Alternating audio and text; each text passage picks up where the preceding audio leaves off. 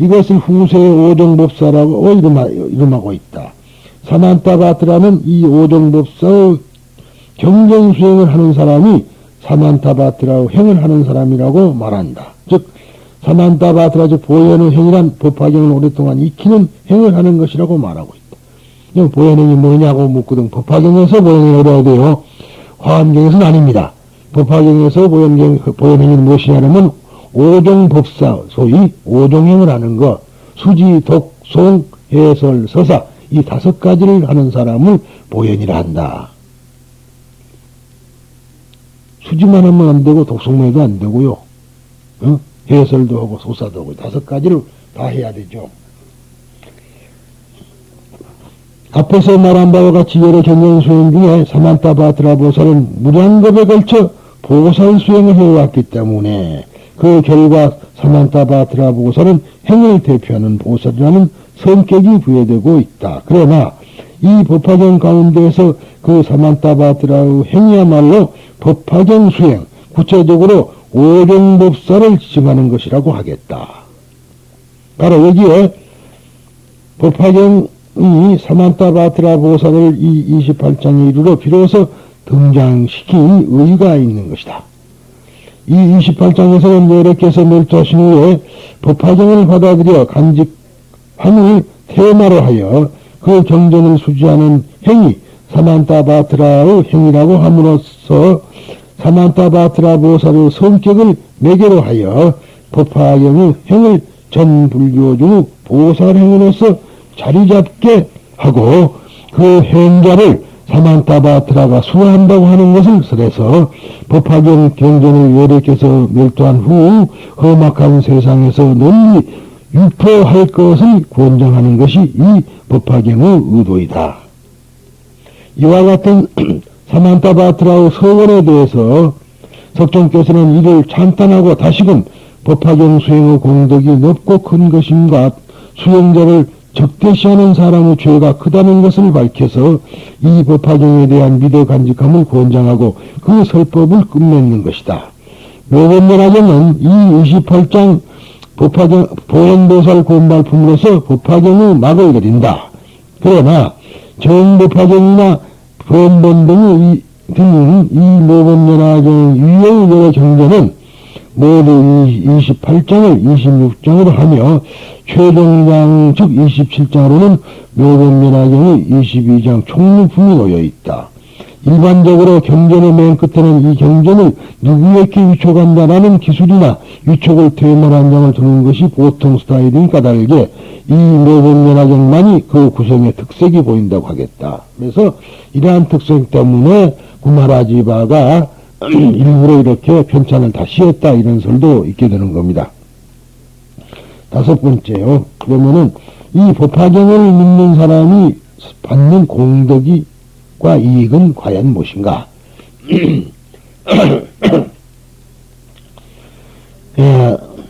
법화경을 믿는 사람이 금생 또는 내생에 받는 공덕과 이익은 과연 어떤 것일까?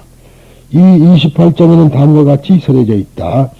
사만타바트라 즉 보현이여 후세에서 이 법화경을 받아들여 믿고 마음속에 간직하며 믿고 외우려고 하는 사람이 있다면 이 사람은 의복, 침구, 음식물 등의 생활용품을 탐내고 집착하지 않더라도 그 소원이 헛되지 않아 금생에서 그 복부를 받을 것이다. 이 법화경만 하면은 말하자면은 생활에 필요한 자생물이라든가 의복, 음식 이 제일 인간이 필요한 것이 의식주 아니겠어요? 그러니까 의식주의 그 위에 기타 여러 가지 것을 다 충족하게 원하지 않더라도 그 복부 이익을 받을 것이다. 만일 어떤 사람이 너는 미친 사람이다 이런 수행을 한다고 해도 끝내 모두가 헛되어 얻는 것이 없으리라. 지금 법화경 오종법사 행을 당신이 한다고 봐도 별것이 없다. 그렇게 만약 말한다면은 그렇게 하며 경멸하거나 비방하는 말을 한다면 그 사람은 몇 번 다시 태어날지라도 눈먼 소경의 몸으로 태어날 것이며 눈먼 소경이라니까 정말 장님으로 태어난다는 것만 아닙니다. 무식하게 태어난다 소리. 글자를 그대로 보면 안 되겠죠? 그러면 길에 가다 장님 보면 저 사람이 법화경 비방했나 왜? 그게 아닙니다. 여자로 태어나면 그러면 그러면 여자는 다 그거 아닙니다. 어? 글자 그대로 보면 그런 문제가 생겨요. 결국 무슨 말이냐면 무식하게 태어난, 무지하게 태어난다 소리 아닙니까? 그러니까 장님이라 소리예요. 반대로 만일 이 법화경을 믿고 수행하는 사람을 공양하고 찬양하면 이런 사람은 현세에서 좋은 보답을 받을 것이다. 그 구체적으로 무엇이 된다는 말 안 했습니다만은 또 이 법화경을 믿어 간직하는 사람은 허물을 들추어 이를 퍼뜨리면은 그것이 사실이거나 사실이 아니거나 중요하죠. 사실도 그렇고 사실이 아니거나 그 말이에요. 우리는 사실을 내가 말하는데 무슨 죄요? 그런 사람이 있는데 천만의 말씀이요. 어? 왜 그럴까요? 결국은 이런 사람은 법화경 홍통에 도움이 안 된다는 부처님이 이제 상당한 불교에서는 말이자면은 불교에서는 배척을 하고 있는데 유마경을 배워보면 그게 아닐 거예요. 마도 부처님의 권속이라 마도 교화시키면 훌륭한 사람이 되는 거 아닙니까? 그러잖아요. 꼭 대립적으로 양도론적으로 보면 잘못이라는 얘기라. 그런데 이런 사람은 현세에서 백나라는 문둥병에 걸릴 것이다. 지독한 병. 근데 그때 왜냐하면 이 병은 누구에게 많느냐라면은 인도 그 당시에 원주민에게 많은 병이에요. 어? 원주민에게. 그러니까 결국은 피정복민으로 타락할 것이다. 그만큼 고통을 받고 멸시를 받을 것이다 소리입니다. 이게 꼭 육체적으로 백나병이 걸려가지고 그런 것은 아닐 수가 있어요. 그럴 수도 있고 아닐 수도 있고. 그러나 그 중요한 거는 그런 거. 그러니까 여기서 나오면 납작코에다가 뭐 어쩌고 그런 말 전부 다 그 사람들은 누구냐? 피정복민. 원래 인도 그쪽에 있던 종족들, 피정복민들, 소위 천민들을 가르친 겁니다.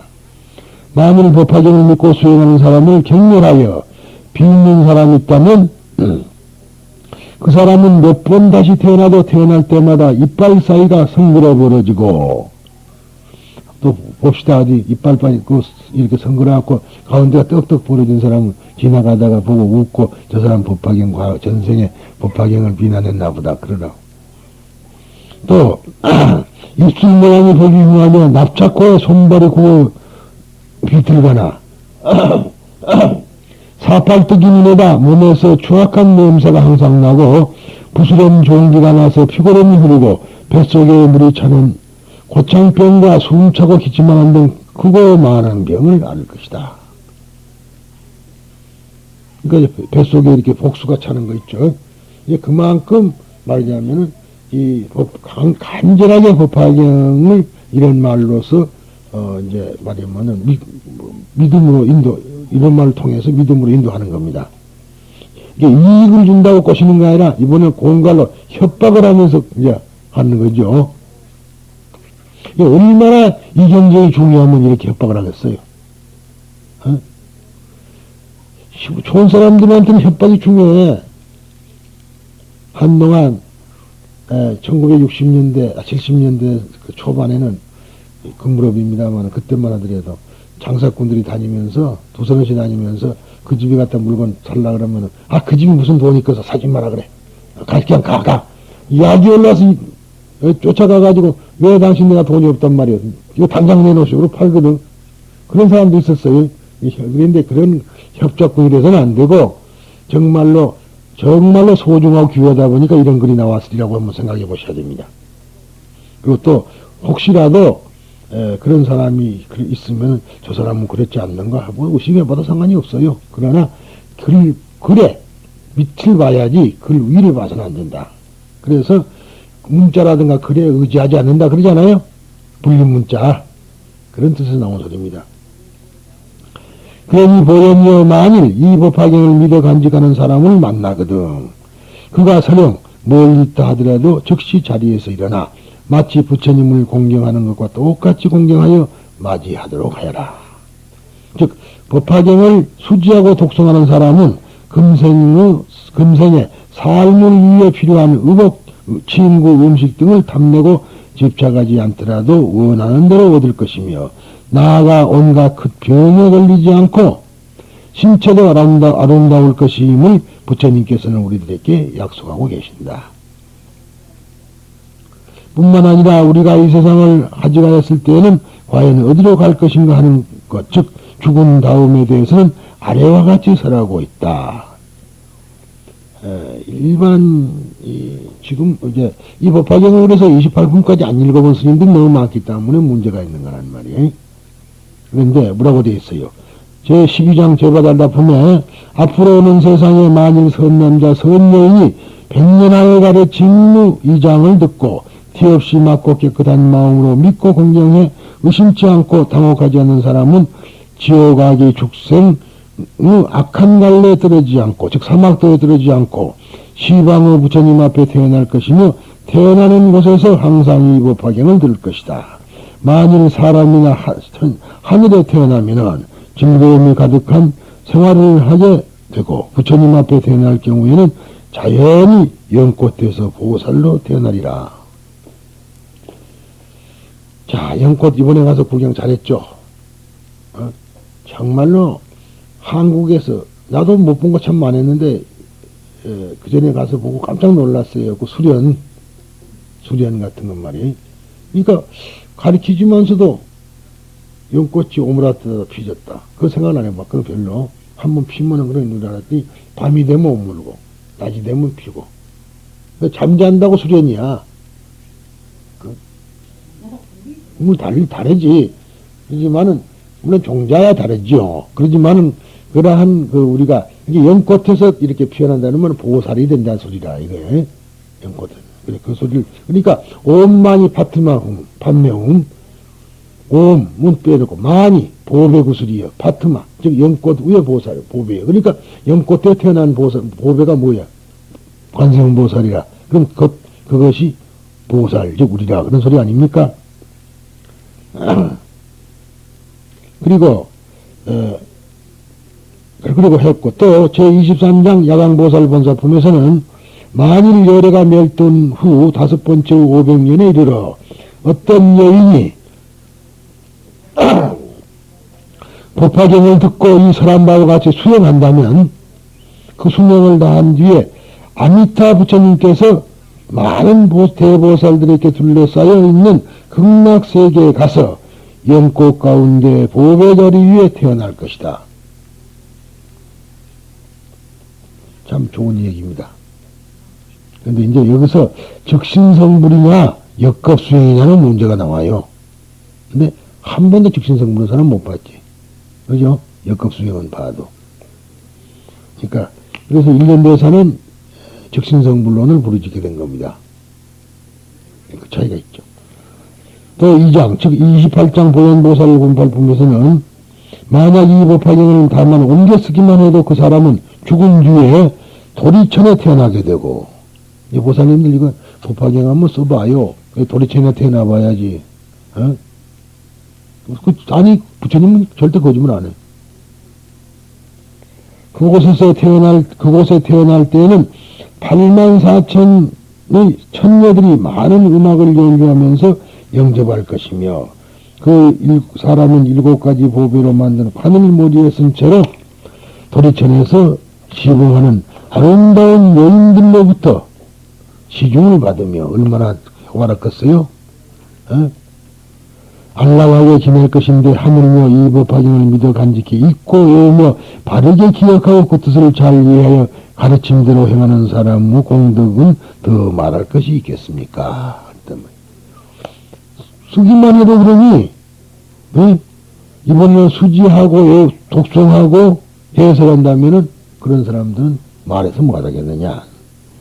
만일 어떤 사람이 이 법화경을 믿어 감직해서 읽고 외우며 그 뜻을 잘 이해하면은 그 사람이 죽으려고 할 때 일천의 부처님께서 손을 내미셔 죽음을 두려워하지 않게 하시며 악한 갈래 즉 사막도에 떨어지지 않고 즉시 도리천의 도솔천의 마이트레아 보살이 계신 곳에 태어나게 하실 것이다.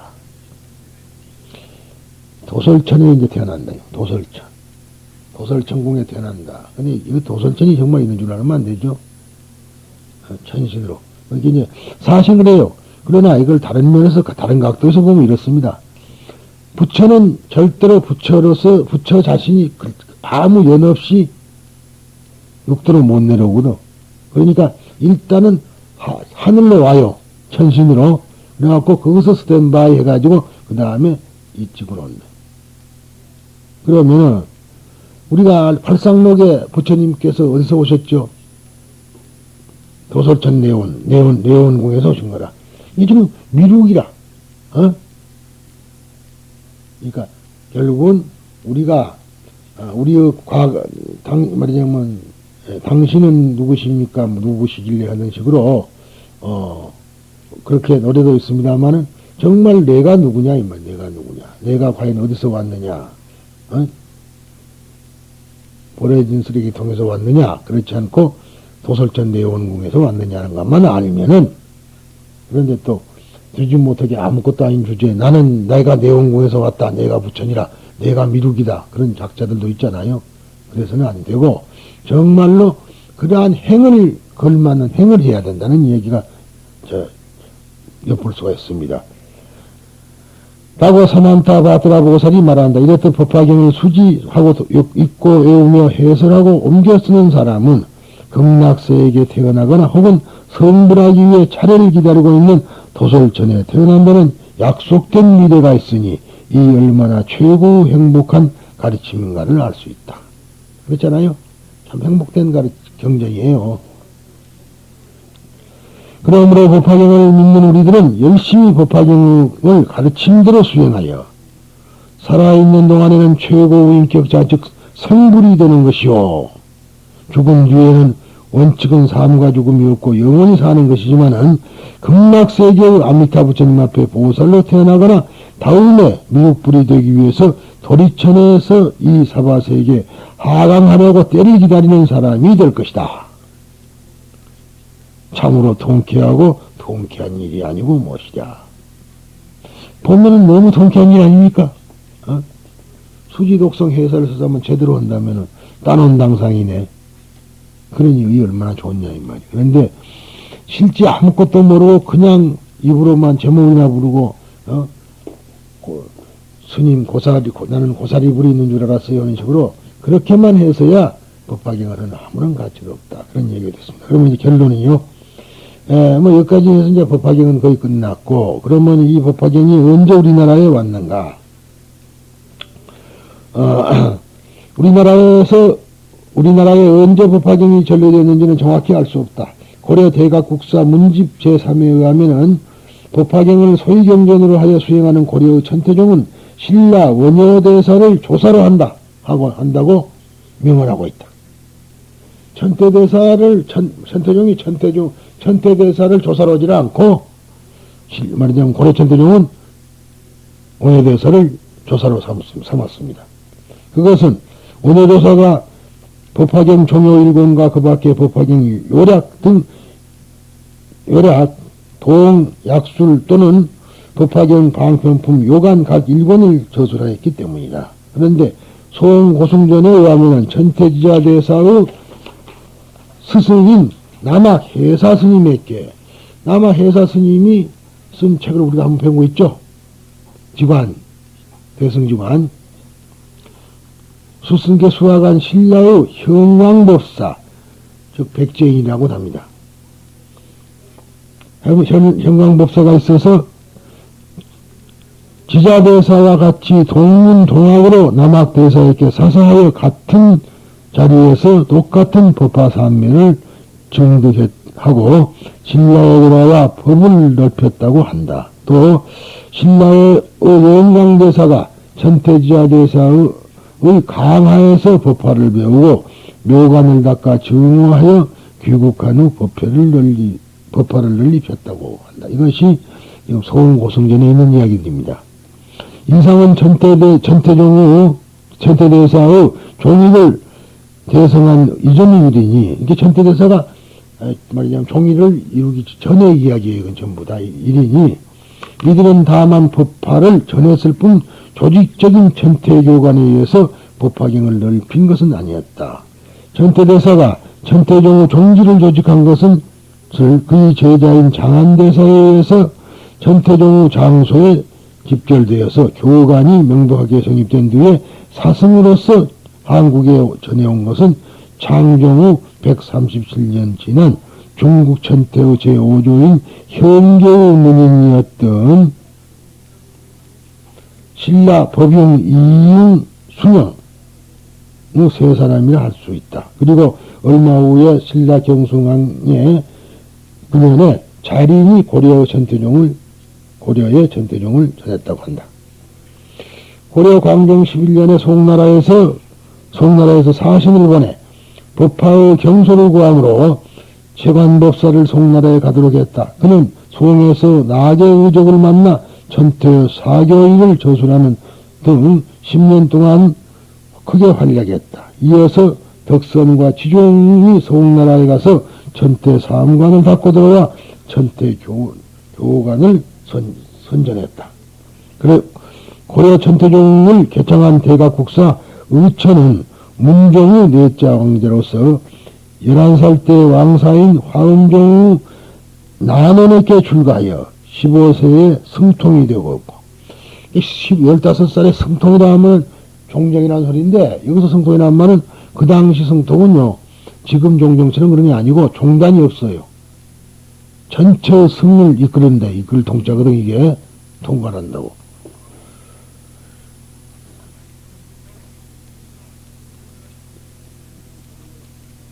(1985년에) 몰래 송나라에 건너가 자변에게 천태종 강론을 듣고 천태산 지자대사의 부도에 예배하고 천태종을 본국에 중화하려는 발언문을 구했다. 또 연주 대지에게 계보를 받고 본국에 들어와 천태종을 개창하였으니 이로써 고려 천태종이 성립하게 되었다. 아시는 바와 같이 교훈, 독소, 승지로 이어진 법맥은 요서로 계승된다. 원모국사 요서는 보조국사 진일과 경상도에서 함께 수도하다가 서로 헤어져 진일은 순천의 송강사 당시의 길상사에서 정예결사 즉 수선사를 세워 도노와 정의를 강조하였고 요서는 처음 월출산 약사함에 거주하다가 강진의 신사들의 소청에 의해서 만덕산으로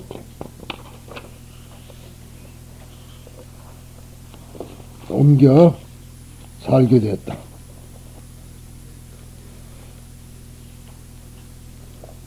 그래서 그 당시 신자라 그러지만은 실은 이 사람들이 바로 최씨들입니다. 이 최씨도 이제 전주 최씨가 아니고 이분들은 탐진 최씨라 그래가지고 지금 같으면 강진 최씨죠. 근데 그분이 이제 그가 워낙 부자고 그래서 한때는 일본 막부처럼 무단 정치를 했잖아요. 고려 때. 바로 그 사람들이요. 그는 신라 말에 창건된 만덕사, 지금의 전남 강진군 도안면 만덕리는 100년사를 중창하니 건물이 80여 칸이나 되었다고 한다. 이때가 고종 3년 1216년의 일이다. 고종 15년에는 이거는 어디까지나 고려 고종이에요. 이씨와 이조가 아니라 조선의 고종이 아니라 고려의 고종입니다. 개경에서 유학자 여러 사람이 내려와 요새 문화에 들어왔는데 뒤에 백년사 제2세가 되는 정명국사 천인과 진정국사 천책이 그들 속에 끼어 있었다. 이 2세고 천책은 4세입니다. 3세가 빠져있어 지금. 이어서 요서는 고종 19년 4월 8일 처음으로 보현도량을 열어 법화삼매와 정토구성을 닦으며 천태의 법화삼매 참여에 의해서 오랫동안에 걸친 법화참을 행하였다. 또한 요서는 고종 23년에 진정국사 천척으로 하여금 100년 결사문을 지켜야 했는데 이것은 보조국사 진으로 권수 정의 결사문의 유포와 같은 불교사적 의의를 갖는다. 근데 이 결사라는 것은 어디까지나 여러 가지가 있습니다만은 그것은 사실은 어디서 유래됐느냐 하면 아미타불을 부르는 모임이에요. 이 결사가. 그러니까 이것도 정정추냐냐, 부정추냐는 문제가 되는데, 이것도 이제 정정추해야 되겠습니다.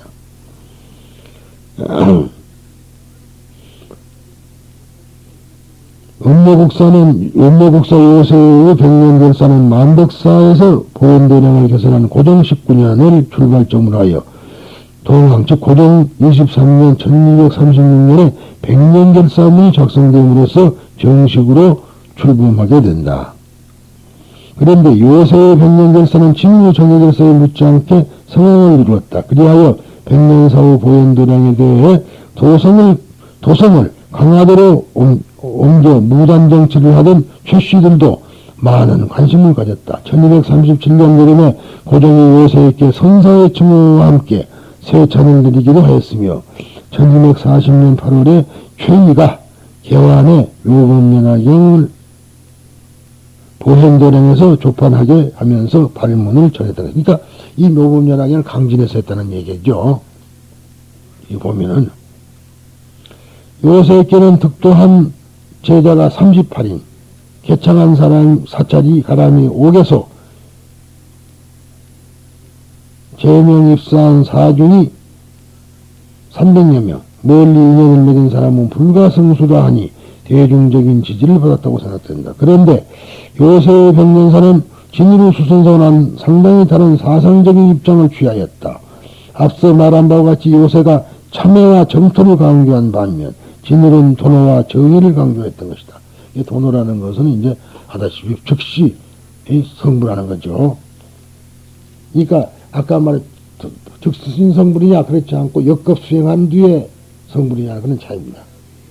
이 양자의 차이는 교화의 대상으로 삼고 있는 중생의 근기에 대한 의식의 차이를 시사한다. 즉 요새는 교화의 대상으로 죄장이 깊고 두꺼워서 자력으로는 도저히 해탈할 수 없는 나약한 본분을 의식하였던 것에 비해서 진울은 최소한의 지혜력 정도를 갖고 스스로 발심할 수 있는 소중한 근기를 가진 사람을 대상으로 했다. 이게 민중이냐 스님이냐는 차이예요.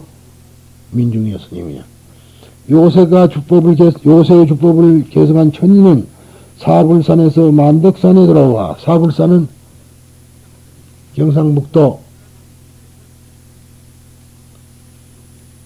문경에 가면 사불산에는 산이 있습니다. 거기에 문경에 가면 대성사도 있고 또 지금 금명사입니다만 그 대성사라 그래요. 이 사불산 동백령이라 그러거든요. 거기를.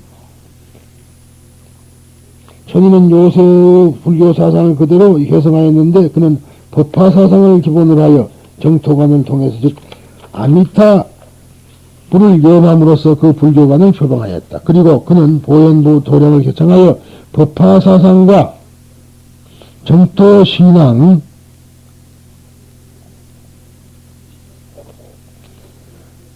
융합을 이루었으며 천인의 뒤를 이어 진정, 이안, 원해, 무예 등의 국사가 배출되었다. 무예를 이어서 굉지, 보해, 요원, 신조, 조구, 행호, 현견, 명인을 거쳐서 각항 때인 세종 6년 선조 양종 폐합으로 선종에 귀속되니 이로써 고려 천태종은 역사에서 사라지게 되었다. 그러니까 이제 지금은 국사가 여러분이 아시다시피 2조 때 지금까지 드라마에 나오면은 현재 국사는 무학대사지요.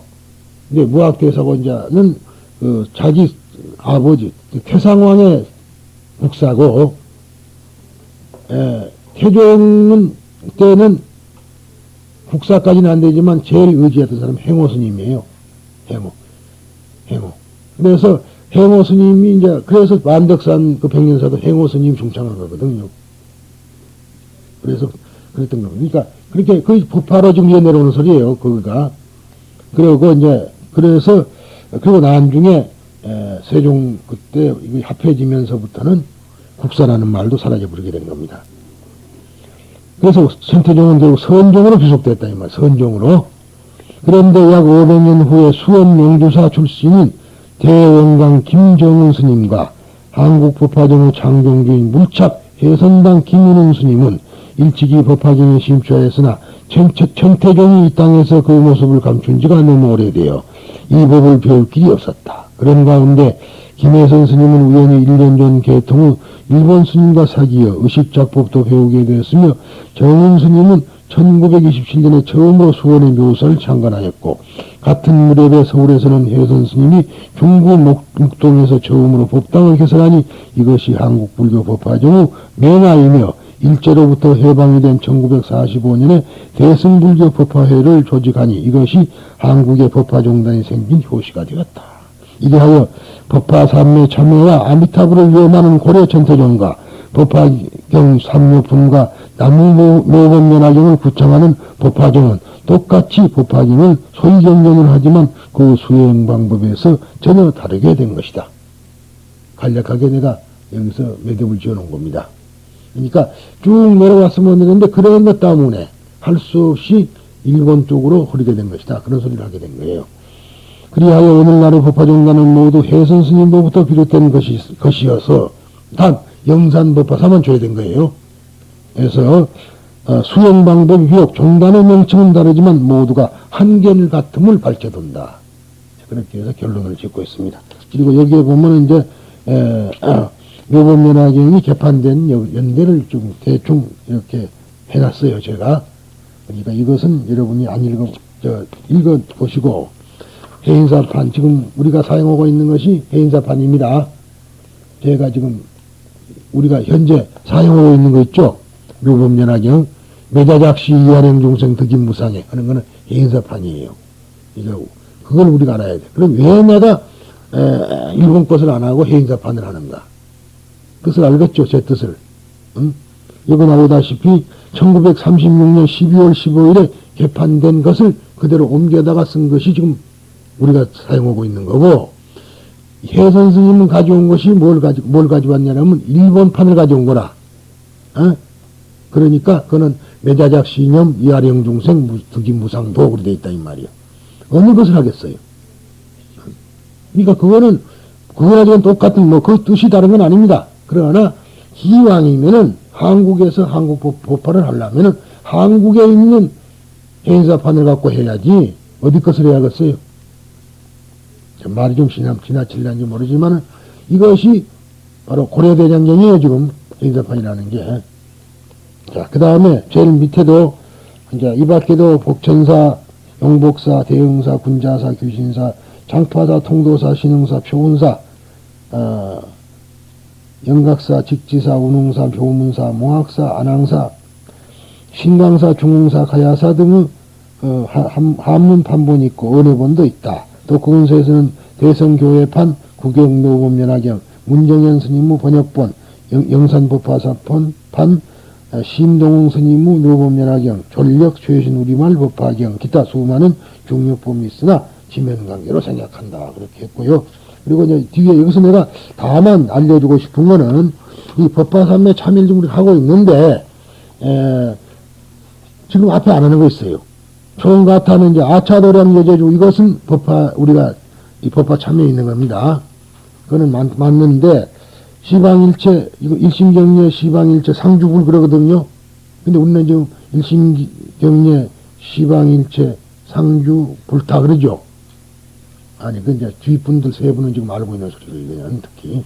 그 다음에 공양문은 이래요. 이건 공양문이 원래 법화경 공양문 이겁니다.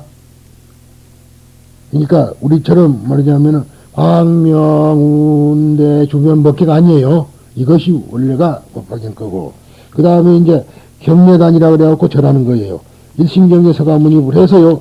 이것이 33부처님이라. 그래서 요즘 천태종에 요새 가사에다가 부처님을 33을 그려놓고는 그것들이 빨간 데다가 노란 금틀을 들고 돌아다니더라고. 그러니까 내 말은 나무 종단을 비웃는 것이 아니라 법화경은 한 구절도 안 하는 것들이 법화경은 한 구절도 안 하는 것들이 가사는 멋지게 갖고 다닌다는 말이야. 그래서 여러분들한테 내가 말해주는 거고 뒤에 있는 다음에는 지금 그쳐놨습니다만 그 다음은 책에 있는 참여문을 독송집이에요. 그 참여문 그대로입니다. 자, 그러면은 이래서 묘법연화경은 1차 끝입니다만은 단 한 가지 제7이 좀 빠져 있어요. 그러니까 다음 시간에는 한 번 더 하고 7을요. 꼭 그때 중요한 부분이 복습 안 됐으니까 한 번 더 하기로 그렇게 합시다.